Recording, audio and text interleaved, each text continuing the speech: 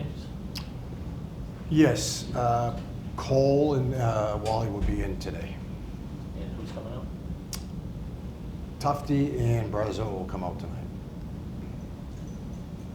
Just the thoughts on that? Is it Just we need to get with Cole. We got to inject some speed into the lineup tonight against Toronto.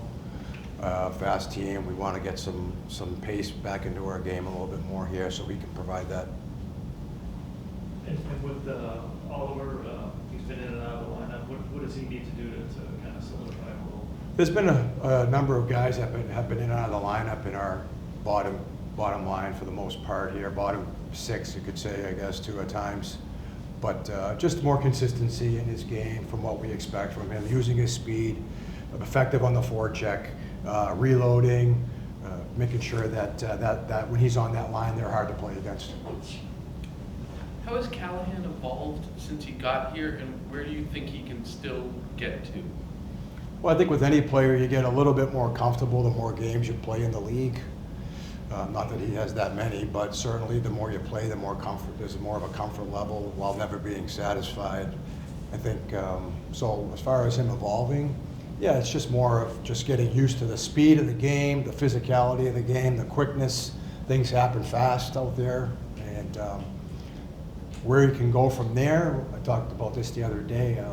Just continue to make, like in this league, like I just said, things happen so quick, especially when you're getting forecheck. Like tonight, we're going to see a strong forecheck. So handling the pressure of the opposition for young defensemen coming out of our zone sometimes can be challenging. Making the right reads, moving the puck quickly, or moving your feet quickly. One or the other. The puck has to move, or your feet have to move. It's got to be one or the other. So it's just those types of things getting used to in this league. Do you feel like his capacity for improvement has been good? Do you feel like you're seeing him pick up things you want him to learn from as he goes? Yeah, he retains a lot of what we're trying to get across. It's just a matter of executing it on a daily basis now, right? Can you do it consistently, game in and game out? That's the challenge for any young player. You've had just about a full year of peak since he arrived from Columbus. How has he checked the boxes for you in terms of what you need on that side? Fine. I think he's been a good where he slots in our group right now. I think he's been fine. He's physical. He competes. There's never a lack of effort from Beaker. He's always, he's always willing to get into the battle. He's a team first type of guy.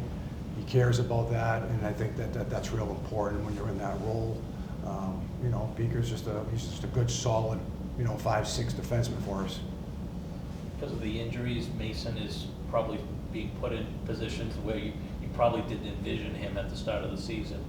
How is he handling that? And just how's he handling that? I think he's handling it well. I think there's going to be times where there's going to be mistakes made from young players that are maybe getting more of an opportunity than what they expected.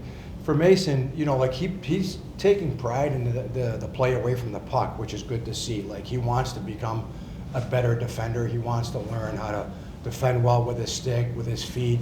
So there's a willingness there to learn how to play away from the puck, which is really good. And offensively, he has the ability to make plays. He sees the ice well. He has the ability to jump up at the right time. Sometimes decisions from young players, you need to make sure that they're making the right decisions at the right times during the course of the games. And that comes with experience, right? It comes with teaching, comes with experience. When to pinch, when not to pinch. Do I have support? Can I keep a puck alive, or should I back off? All reads that you have to make, last set quick. They happen quickly. So, again, for me, that all comes back with experience. Yeah. Does he have the makeup to be able to learn at this level? Some guys, they make mistakes and it spooks them for a while. He seems to have a strong mental makeup. I would agree with that. I think that he he's coachable.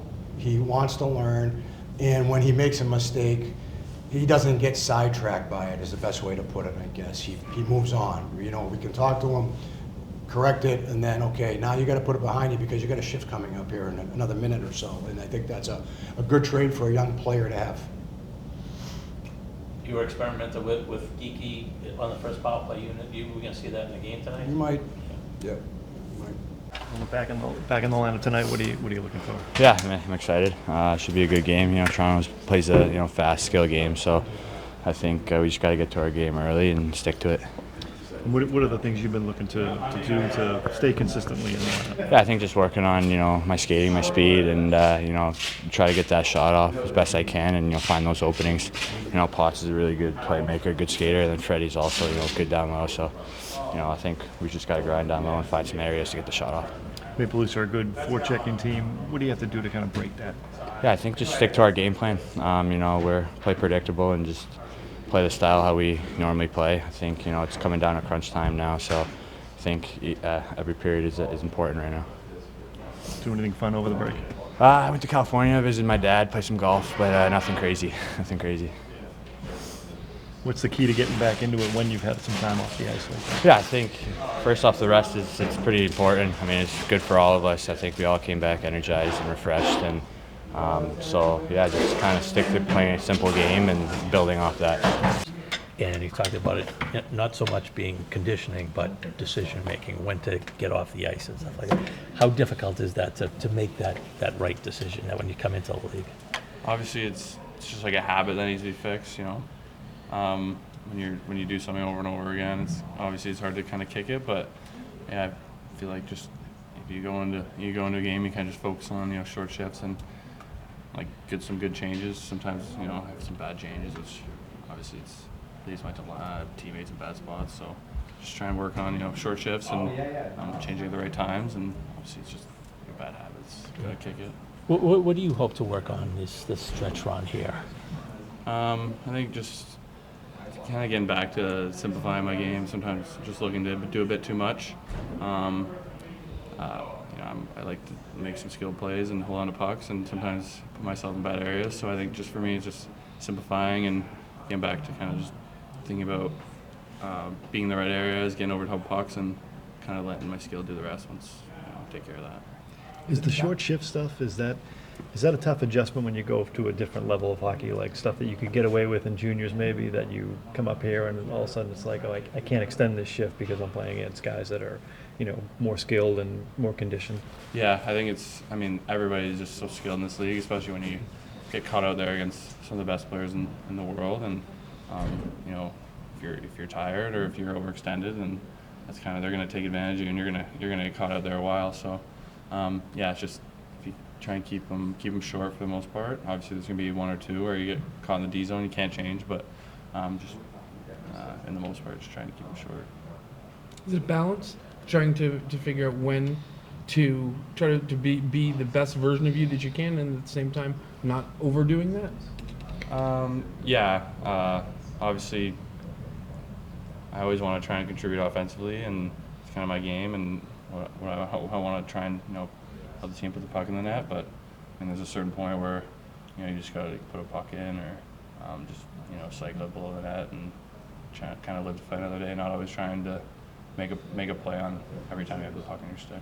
How much over time has your anticipation, kind of just knowing what to expect in all situations at this level, grown? And is that something that only comes with experience? I think once you get more games in your belt and kind of figure out what you can do and what you can't, and I think there's an adjustment level at every level of hockey. Whether you go from junior to pro or minor hockey to junior, there's going to be an adjustment level, and you're going to have to get used to the speed of the game. And obviously the speed, it's really fast here, and just gotta when you make those little mistakes, you pay for them more here than you do in kind of lower level hockey. So it's just important to not do that. What do you like about playing with Freddie and Walls? I love playing with. Freddie's just a big guy, and he gets a lot of pucks back, and Wally's so super skilled and has a great shot. So hopefully we can. I feel like we had a couple of good games together, a few games ago. So hopefully we can just keep that rolling. What area has Joe put an emphasis on in terms of improvement coming into tonight's game? For me personally, I think it's just getting over top pucks and reloading. Maybe that kind of got away from the last couple of games, and being over top of their third man high and stuff like that as a centerman, and just being responsible. So I think, and then for us, it's just clean breakouts and everybody just working as a 5-man unit and stuff like that.